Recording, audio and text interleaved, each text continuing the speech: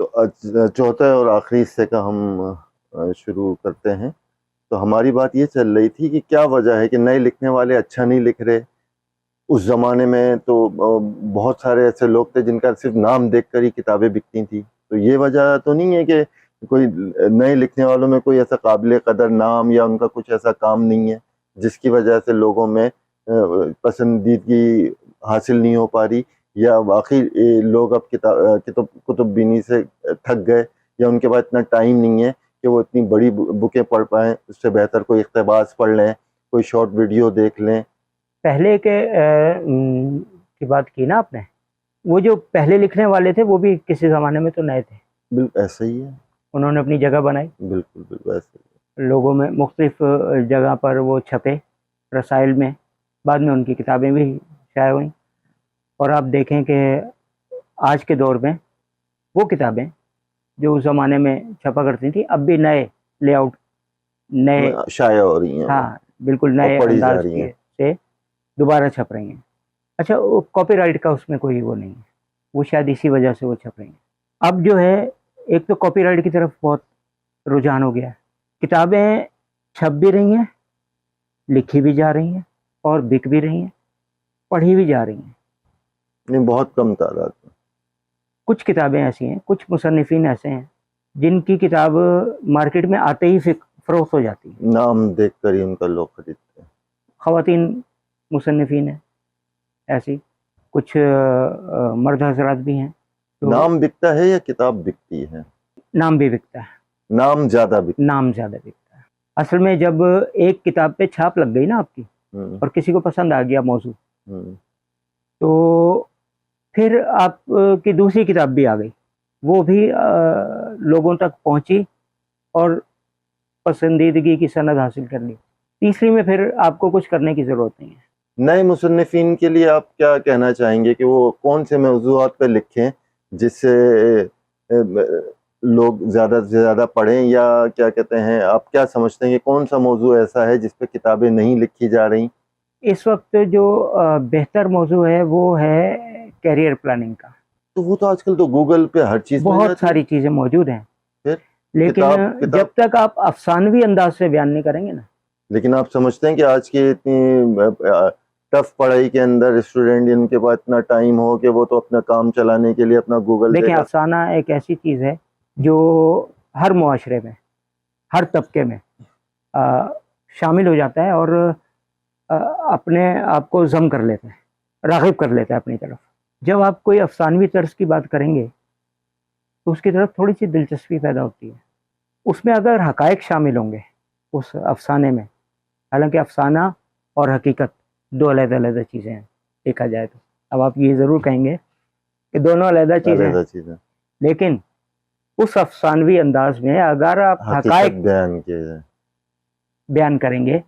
لیکن آپ یہ سمجھتے ہیں کہ موبائل اور سوشل میڈیا کے ہوتے ہوئے آپ کتب بینی کو کس طرح رواج دے سکتے ہیں؟ ان دونوں چیزوں کے ہوتے ہوئے کیا آپ کیا کہتے ہیں کہ انٹرنیٹ کے اوپر آپ 100% ٹیکس بڑھا دیں؟ کیونکہ آپ کو بھی پتہ ہے کہ کسی معاملے میں عوام بولیں نہ بولیں، انٹرنیٹ آپ بند کر دیں تو ابھی دیکھیں بلبلا کے سب گھروں سے باہر آ جائیں گے. کوشش تو کرنی پڑے گی، دیکھیں نا کہ کوشش تو اجتماعی کرنی پڑے گی، ہاں، انفرادی نہیں. ورنہ آپ دیکھیں نا کہ اچھا، لکھنے والوں کو بھی کرنی پڑے گی، چھاپنے والوں کو بھی کرنی پڑے گی. دونوں کے اشتراک سے بحیثیت یعنی معاشرہ ہم لوگوں کو کام کرنا پڑے گا، تب جا کے یہ آپ چیز کو معاشرے کی بہتری کے لیے کام کرنا، کتاب کے حوالے دونوں کو سے، مل کر، اردو کے حوالے دونوں کو سے مل کر. اگر آپ چاہتے ہیں کہ کتابیں زندہ رہیں، کتابیں زندہ رہیں، کتابی صنعت زندہ رہے. اردو کتابیں تو زندہ رہیں گی، کتابیں زندہ رہیں گی، کتابی صنعت کو اگر آپ زندہ رکھنا چاہتے ہیں تو پھر آپ کو دونوں کو مل کر کرنا پڑے گا. مصنفین کو بھی ایسا لکھنا پڑے گا جو لوگ پڑھنے کی طرف راغب ہوں.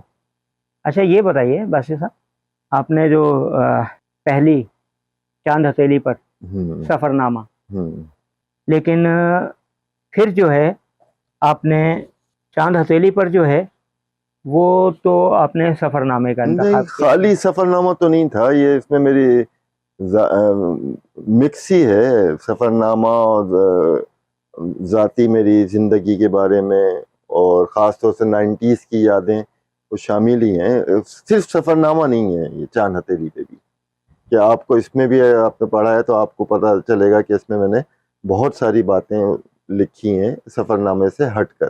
اچھا، پھر دوسری کتاب جو ہے یمس، اس میں آپ نے اپنی یادداشتیں اور تھوڑا سا سفر اور تھوڑی محبت اور تھوڑی سی محبت ہے. اچھا، پہلی کتاب تو میں نے لکھی کہ میں نے کہا ہے کہ یار اب کہیں سفر نہیں ہو رہا، اتنا سفر میں نے کر لیا، تو اللہ نے بڑا مجھ پہ کرم کیا کہ میں اتنی اپنی قدرتی خوبصورتی دکھائی. اب تو اس پہ میں نے سوچا کہ یار میں لکھوں کتاب اور اس کو جوڑوں اپنی زندگی کے ساتھ، کہ زندگی میں میرے جو چیزیں تھیں اس کو میں اپنی سفر نامے کے ساتھ. تو وہ میں نے لکھا، تو جس نے پڑھا، جبکہ پڑھنے والوں کی تعداد کم ہی ہے، لیکن جس نے بھی پڑھا اس کو پسند آیا کہ اس کو میں نے جنہوں نے سفر نامے پڑھے ہیں وہ ایک عام سفر نامے سے ہٹ کر ایک سفر نامہ ہے. تو وہ لوگوں کو پسند آیا اور کچھ حوصلہ افزائی بھی ہوئی، آپ جیسے اور تسلیم فاروقی صاحب جیسے لوگوں نے کافی میری حوصلہ افزائی کی. تو اس پہ میں نے سوچا کہ یار میں پہلی اگر میں اتنا لکھ لیا میں نے، تو دوسری ذرا اس سے اچھی لکھوں گا میں. تو وہ الگ بات ہے کہ وہ مالی لحاظ سے اس کا کوئی اس سے تعلق نہیں ہے کہ وہ بکی نہیں بکی، وہ تو مجھے پتہ ہی ہے آپ کو بھی. تو اس پہ میں نے پھر دوسری کتاب لکھی، تو وہ کہہ لیں آپ میری کہ ذاتی ڈائری ہے 90s کی، کیونکہ میں ابھی بھی مس کرتا ہوں اپنے 90 کی دہائی کو، کہ آپ والی بات کہ جو کچھ تھا لکھنا، پڑھنا، موسیقی، ادب، کھیل کود، شرارتیں، محبتیں، دوستیاں، یہ سب اس زمانے کی حد تک تھی. ابھی تو آپ سمجھیں کہ اتنی مارا ماری، افراتفری، اتنے ہر چیز آپ کو ریڈی میڈ مل رہی ہے کہ اب آپ ان سب چیزوں کا تصور محال ہو گیا. تو دوسری بک بھی میں نے اسی زمانے کی لکھی اپنی 90s کی. تو اس میں تھوڑا سا سفر نامہ بھی ہے، باقی میں نے کراچی میں جو 90s کے شب و روز کا احوال لکھا ہے، اور اپنی ایک دو محبتوں کا احوال بھی ایک ناول کی شکل میں کیا ہے. تو سمجھے کہ میں نے اپنے لیے لکھا ہے. مجھے پتا ہے کہ نئے لکھنے والوں کے لیے، آپ کو بھی پتا ہے کہ کون نئے لکھنے والوں کی بکیں ہیں. اچھا، کیا امید تھی آپ کو کہ جو آپ کی چاند ہتھیلی پر اور یمس ہے، کیا توقعات تھیں آپ کی؟ کہ بھائی پہلی بک کے بعد ہی مجھے پتا چل گیا تھا کہ کتاب وغیرہ نہیں بکے گی. تو پہلے میں امید تھی کہ میں سمجھ رہا تھا کہ یار یہ پہلی بک ہے میری، اور یہ میں نے اس طریقے سے لکھی، موسیقی کے ساتھ میں نے اس کو رنگ دیا، اپنے سفر نامے کو موسیقی کے ساتھ. تو مجھے بڑا وہ تھا کہ یار لوگ پسند کریں گے. اور پھر اس سے میری ذاتی زندگی سے جڑی کچھ واقعات اور ان کا ذکر بھی تھا، اس سے ریلیٹڈ واقعات کا. تو نہیں، یہ بتائیے کہ کیا ایسا تھا کہ کسی نے آپ کو اس سلسلے میں بڑی مطلب جوش دلایا ہو کہ نہیں جناب آپ کتاب چھاپیں اور بہت اچھا رسپانس آئے گا؟ اور نہیں رسپانس کا تو نہیں، لیکن مجھے وہ تھا کہ یار کتاب لکھوں، کم سے کم اپنا تو میں وہ لکھوں نا. ٹھیک ہے کہ میں پہاڑ پہ چڑھ گیا، تو میں تو اپنا دیکھ رہا تھا کہ میں پہاڑ پہ چڑھ گیا، میرے لیے بہت ہے. مجھے اس سے نہیں کہ کوئی دیکھے نہیں دیکھے کہ میں پہاڑ پہ چڑھا نہیں چڑھا. تو یعنی میں اپنا اس کے لحاظ سے میں نے لکھا کہ یار میں کرنا چاہ رہا تھا، لکھنا چاہ رہا تھا. اور پھر جب دوسری کتاب لکھی تو پہلی کا ہی مجھے ایسا حال ہو گیا تھا کہ مجھے پتا تھا کہ دوسری کا بھی ایسی ہوگا، لیکن میں نے پھر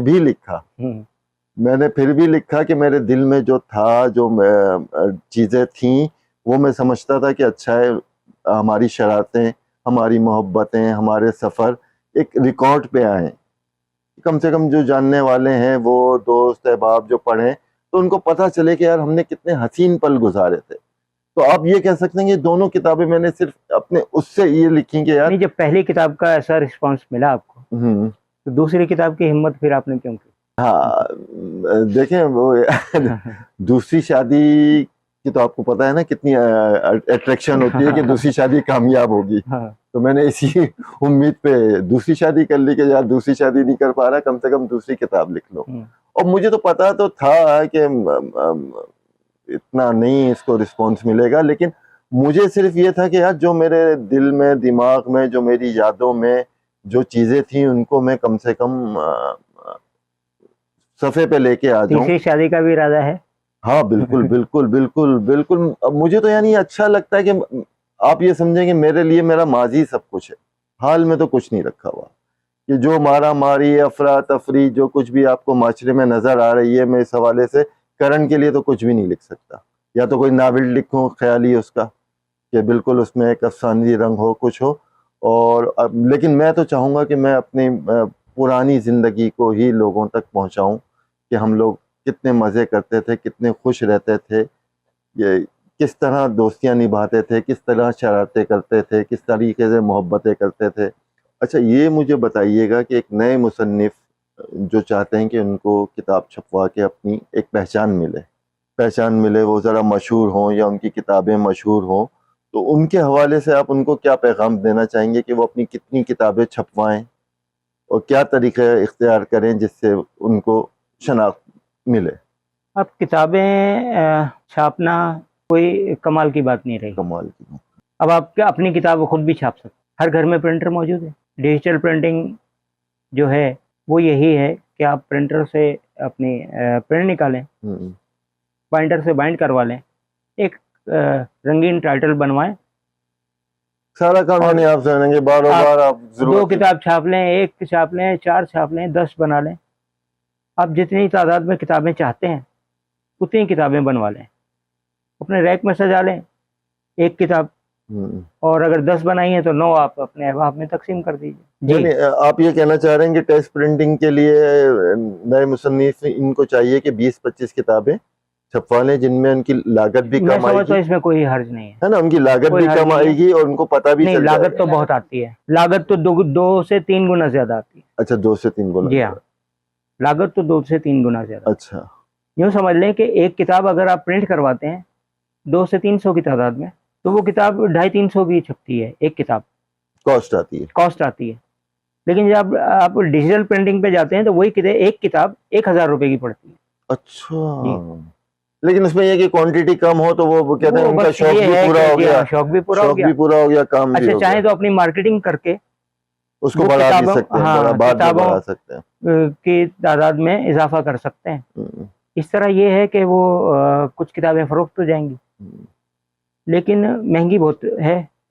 تو اس معاملے میں یہ ہے کہ شاید وہ رسپانس نہ مل پائے جو ایک عام کتاب کو ملتا ہے بحیثیت کم قیمت کے اعتبار سے. کتابیں تو آپ کی بہت ہو جائیں گی، 10 کتابیں آپ لکھ ڈالیں ڈیجیٹل پرنٹ کروا کے اور محفوظ کر لیں، آپ مارکیٹنگ کر لیں 10 کتابیں بنوا کے. آپ چاہیں تو اس کی مارکیٹنگ کریں اور وہ فروخت کے لیے رکھ دیں. تو عام کتاب اور ڈیجیٹل کتاب میں بس یہ ایک واضح فرق ہے کہ اس کی کاسٹ بہت ٹھیک ٹھاک آتی ہے، کاسٹ پڑ جاتی ہے. اچھا ایک آخری سوال یہ بھی کہ آپ کے پاس اتنی کتابیں آپ نے چھاپی ہیں، جو پبلشر کے پاس کتابیں بچ جاتی ہیں جو بکتی نہیں ہیں، تو ان کا انجام کیا ہوتا ہے؟ بہت سی کتابیں تو ایسی ہیں مختلف پبلشرز کے پاس جو شاید ان کو خود بھی یاد نہ ہو کہ جب دفتر کی منتقلی یا گودام کی منتقلی کے دوران انہیں پتہ چلتا ہے کہ ارے یہ 400 کتابیں پڑی ہیں یہاں پر، یہ تو ہم نے آج سے 22 سال پہلے چھاپی تھی. تو اس کی مارکیٹنگ کرنے کی کوشش تو کرتے ہیں. اچھا جو پرانے دور کی چھپی ہوئی کتابیں ہیں آج سے 10-15 سال پہلے کی، قیمتیں بھی کم ہوتی ہیں، دسترس میں ہوتی ہیں، اس دور کی کتابوں کا رجحان بھی ہے پڑھنے کا. تو کچھ شائقین جو ہے وہ 150 کتابیں بک جاتی ہیں. اچھا ورنہ بعض جو اوقات باقی 10-20 بکتی ہیں، اور جو باقی جو 10-20 بکتی ہیں. ردی پیپر کچھ والوں کو عرصے انتظار کرنے کے بعد وہ پھر مختلف آپ دیکھیں کہ پان والے کے پاس ملیں گے. نہیں، پان والے کے پاس تو نہیں جاتی، جیسے ہمارے یہاں ریگل پر کراچی میں. اچھا یہ اچھا ہے کہ اردو کتابوں کا یہ انجام اچھا ہوتا ہے کہ کم سے کم وہ کچھ بھی رہیں، وہ پان والے اور ان چیزوں کے پاس پیکنگ کے طور پر استعمال نہیں ہوتی.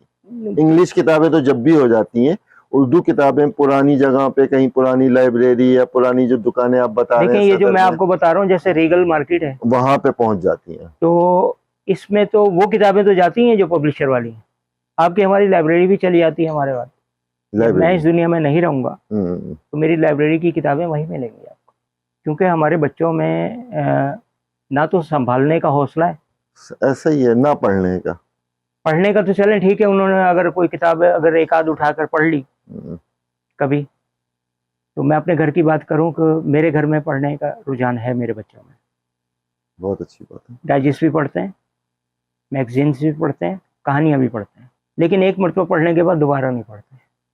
جبکہ میں اگر اپنی بات کروں تو میں ایک ایک کتاب کچھ کتابیں ایسی ہیں جو میں 20-25 مرتبہ پڑھ چکا ہوں. ایسا ہی ہے. اچھا پھر کچھ عرصے کے بعد پھر دوبارہ اٹھا لیتا ہوں میں, دوبارہ اٹھانا. مجھے پتہ ہے اس کتاب میں کیا ہر لکھا دفعہ ہے, کچھ نہ کچھ آپ کو نیا لیکن پھر بھی ایک پڑھنے کا ایک مزہ ہے. مزہ ہے. اچھا چلیں اب گفتگو اختتام کرتے ہیں, اور آخری اگر آپ کچھ مصنفین اور پبلشر کے حوالے سے یا عوام کے لیے یا گورنمنٹ کے لیے کوئی بھی پیغام دینا نہیں, چاہیں. حکومت کو تو کچھ کہنا بیکار ہے. بیکار ہے. حکومت تو کچھ کرنے والی ہاں وہ تو بیکار نہیں, ہے. کوئی بھی حکومت کچھ نہیں کرتی. بیکار ہے. بیکار ہے.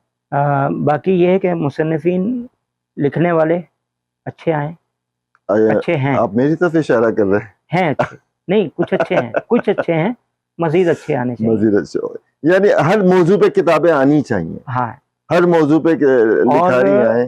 ہر شخص کو چاہیے کہ وہ اپنے گھر میں یہ کچھ سب سے اس بڑی طرح کا بات, ماحول بنائے کہ کہ کتابیں پڑھنے کی طرف راغب ہو. راغب ہو. اچھا دیکھیں, اگر آپ یہ کہتے ہیں کہ جی ہمارے بچے بڑے ہو گئے تو آپ ان کے بچوں کو تو راغب کر سکتے ہیں نا. راغب کر سکتے. وہ تو ابھی اصل چھوٹے سب سے ہیں, بڑا یہی ہے وہ کہ تو ابھی چھوٹے ہیں نا, کتابوں کی طرف آپ انہیں راغب ہو. رغبت دلائیے, ہو سکتا ہے کہ یہ ماحول دوبارہ ہمارا واپس آ جائے. بس اسی امید پہ کہ یہ ماحول دوبارہ واپس آ جائے.